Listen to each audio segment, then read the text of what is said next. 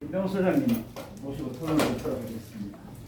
김 소장님은 교과서 문제도 많이 실정적으로 분석해가지고 지금까지 많이 고치는 역할을 해오셨는데 그 이외에 요즘 최근에는 그거 이상으로 소녀상 청구부터 이거를 국제적으로까지 이렇게 등장하고 계십니다. 경리의 의미를 담아서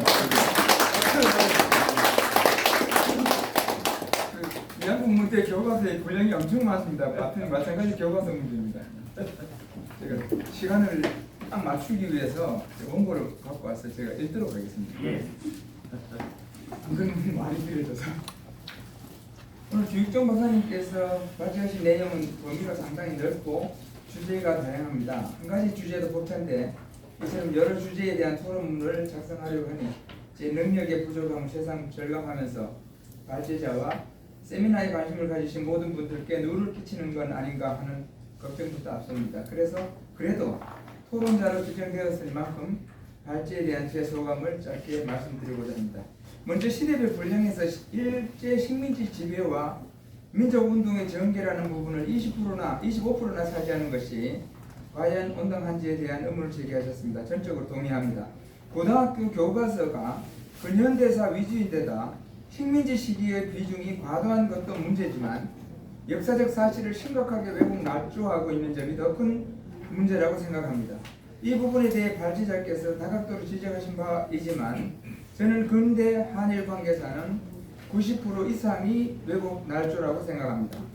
그 중에 핵심은 역시 일제 수탈론이며 대표적인 주제가 일제의 쌀 수탈론입니다. 이 부분을 얼마나 왜곡 날조하고 있는지는 당시 신문을 보면 알 수 있습니다.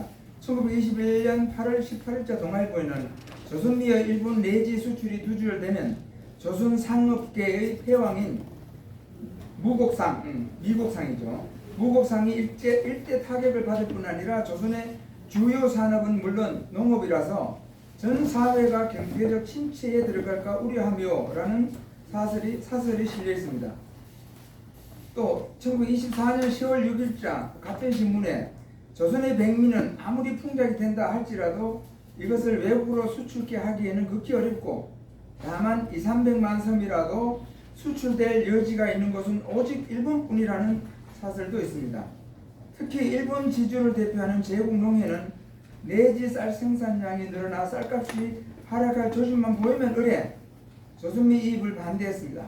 조선 쌀을 막아 쌀값을 유지하자 조선 쌀은 조선에서 소비하라 와 같은 제목의 기사가 이를 잘 대변해 주고 있습니다. 그때 반대로 조선에서는 신문에서 왜 일본에서는 조선 쌀을 안 사갔느냐고 또 항의를 합니다. 그런데도 지금껏 교과서나 교사들은 일제가 조선의 쌀을 수탈했다고 가르쳐 왔습니다. 다행스럽게도 2018학년도 수능 출제 오류를 계기로 끊임없이 이 문제를 제기해온 결과 2020년도부터 사용 중인 현행 구정고등학교 교과서부터는 리베르 스쿨을 제외한 모든 교과서 본문에서 쌀 수탈이라는 용어가 사라졌습니다. 더구나 비상교육 교과서와 같이 이출이라는 용어가 등장한 것도 역사적 사실에 입각한 서술이어서 다행스럽게 생각합니다. 그 다음으로 위안부 문제를 거론하지 않을 수 없습니다. 초중고 모든 교과서에 실려있는 위안부 문제는 기본적으로 성인 영역이기 때문에 교과서에 실어서 가르쳐서는 안 될 내용입니다. 1966년 대법원 판례에 위안부는 매춘 행위를 하는 여자를 지칭하는 것에서도 알 수 있듯이 위안부는 성적 서비스를 제공하고 돈을 버는 직업 여성입니다. 실상을 안다면 도저히 교과서에 실을 내용이 아님에도 초중고 모든 교과서에 그것도 상당한 지면을 할애하여 가르치는 이유는 바로 위안부는 일본군에게 납치되어 참혹한 생활을 하거나 살해당한 인권 침해의 피해자라는 거짓 프레임 때문입니다. 교과서에 수록된 위안부 문제는 반드시 완전히 삭제해야 할 주제입니다. 그중 발제에서도 언급된 동아출판사 교과서 195쪽에 피해자 중 일부는 반일륜적 범죄를 은폐하려는 일본군에게 학살당하기도 하였다고 한 서술이 대표적인 거짓말 서술입니다. 구정 교과서 중 유일하게 위안부 학살을 서술한 이 교과서의 집필자에게 근거를 제시하라고 수차례 요구했지만 지금껏 답변을 받지 못했습니다. 왜곡 날조도 모자라 무책임하기까지 합니다. 2021년 1월 8일 원고가 승소한 위안부 손해배상 청구 소송 판결문에도 위안부가 도주하는 경우 일본군이 직접 추격하여 도주한 위안부를 다시 위안소로 끌고 오거나 사살하기도 했다는 부분이 있습니다. 이에 대해 외교부에 정보 확인 요청을 했더니 그 답변이 정보 보존죄라는 답변이 왔습니다. 이에 대해 그러니까 일본군에게 학살당한 위안부가 존재하지 않는데도 이런 근거 없는 내용을 굳이 삽입하여 아이들에게 내일 적개심을 심어주는 것이 현행 교과서입니다. 이런 외국 날조는 교과서뿐만 아닙니다. 지난 9월 14일 YTN은 제가 성북구 위안부 소녀 위안부상 철거 촉구 성명서에 여성가족부에 등록된 240명 중 일본군에게 납치되어 강간 또는 살해당한 여성은 단 한 명도 없다 하고 쓴 부분을 거짓이라고 보도하고 1월 서울대 언론정보연구소 팩트체크 홈페이지도 실었습니다. 해당 홈페이지에는 위 내용을 언급하고 전혀 사실 아닌 거짓으로 판정한다 라고 실었습니다. 이에 전화와 이메일을 통해 항의하고 내릴 것을 요구했지만 내릴 수 없다는 답변을 받았습니다. 전화를 받은 언론정보연구소 담당자는 YTN의 답변이 합리적이라는 생각이 들기 때문이라는 것입니다. 다음으로 발제 내용 중 근본 문제 1에 대한 소개입니다. 발제자께서 지적하신 대로 교과서 내용이 일본에 대한 증오심 조장 의도로 편찬되다 보니 공부하면 할수록 일본에 대한 증오심과 적개심이 커지게 되어 있습니다. 아이러니하게도 공부 잘하는 학생일수록 반일주의자가 많은 것도 이러한 교과서 탓이라고 확신합니다. 또 일선에서 아이들을 가르치는 역사교사, 공무원 시험을 비롯한 각종 시험 대비 한국사 강사들 대부분이 반일주의자라는 것도 이와 무관하지 않다고 생각합니다. 일제에 대한 저항만 중요시하고 대다수 한국인의 삶을 누락했다는 지적에 대해서도 전적으로 공감합니다. 이 부분에 대해서는 당시의 서민들의 삶을 잘 이해할 수 있는 상록 광고를 소개하는 것도 한 가지 방안이 되지 않을까 생각합니다. 1920년대 우이동 벚꽃놀이 특별열차 운행 광고, 수입 만년필과 그에 대응하는 국산 만년필 광고, 포드와 시보레 자동차 광고, 운전교수학원 광고, 경마대회 광고, 각종 수험소 광고, 양복과 구두 등의 광고와 1930년대 영어 통신 강좌 광고, 조선어 레코드 발매 광고, 생명보험회사 광고 등은 흥미와 함께 그 시대를 이해할 수 있는 좋은 소재가 될 것으로 판단됩니다. 다음으로 근본 문제 2에서 문명의 전환 인식이 없다는 발제 내용에 대해서도 같은 입장입니다. 그중 근대 민법 시행에서 당시 이혼 소송이 격중했다는 것, 또 위안부 위자료 청구 소송과 양육비 청구 소송, 각종 손해배상 소송, 예금 반환 소송, 신체 임대 소송 등의 구체적인 사례를 소개하는 것도 그 시대를 이해할 수 있는 좋은 소재가 아닐까 생각합니다. 근본 문제 3에서 독립운동의 정사를 누락하고 대한민국 건국과 무관한 독립운동을 장황하게 늘어놓은 것도 모자라 엉터리로 서술한 독립운동사에 대한 지적 역시 공감합니다. 김구 중심의 독립운동사는 반드시 바로잡아야 할 대표적인 역사 왜곡으로 판단합니다.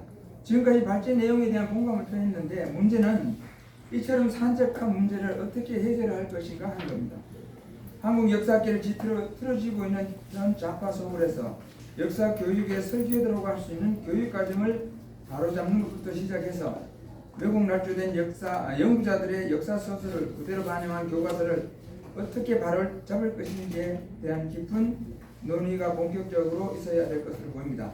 저는 다양성을 빙자하는 교과서 검증제도 역시 역사 왜곡의 중요한 원인이라고 판단합니다. 가령 2019년도부터 사용한 현행 초등학교 사회 교과서에 강화도 조약의 불평등한 이유를 알아보자라며 한 페이지에 실어놓은 것을 강력하게 항의해서 같은 해 2학기에는 그 페이지 전체를 삭제시킨 적이 있습니다. 그래서 이제 강화도 조약은 불평등 조약이라는 내용을 가르치지 않을 것으로 생각했으나 문재인 정권에서 사회과목도 검정제로 바뀌면서 2013년도부터 사용할 초등학교 5, 6학년의 11조 교과서에 다시 강화도 조약은 불평등 조약이라는 서술이 등장하여서 그동안의 노력이 무산되어 버렸습니다.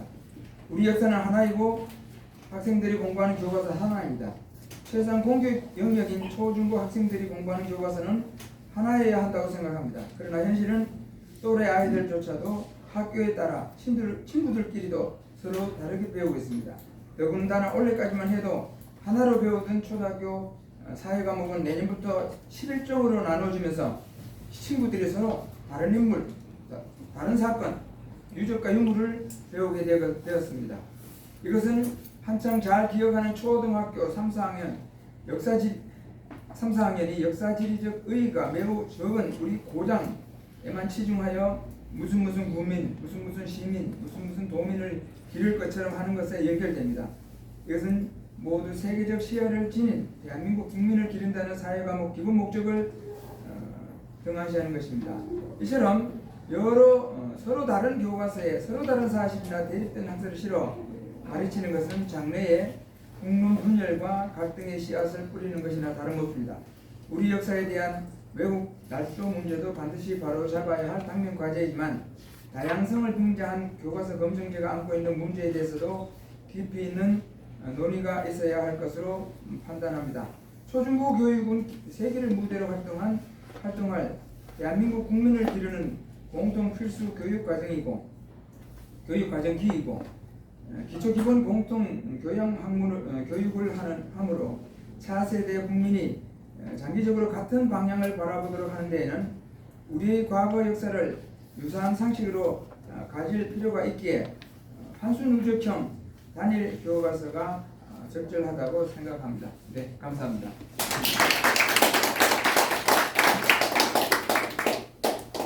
조금 시간이 초과됐습니다만은 우리 다음 진행을 위해서는 크게 지장이 없을 것 같습니다.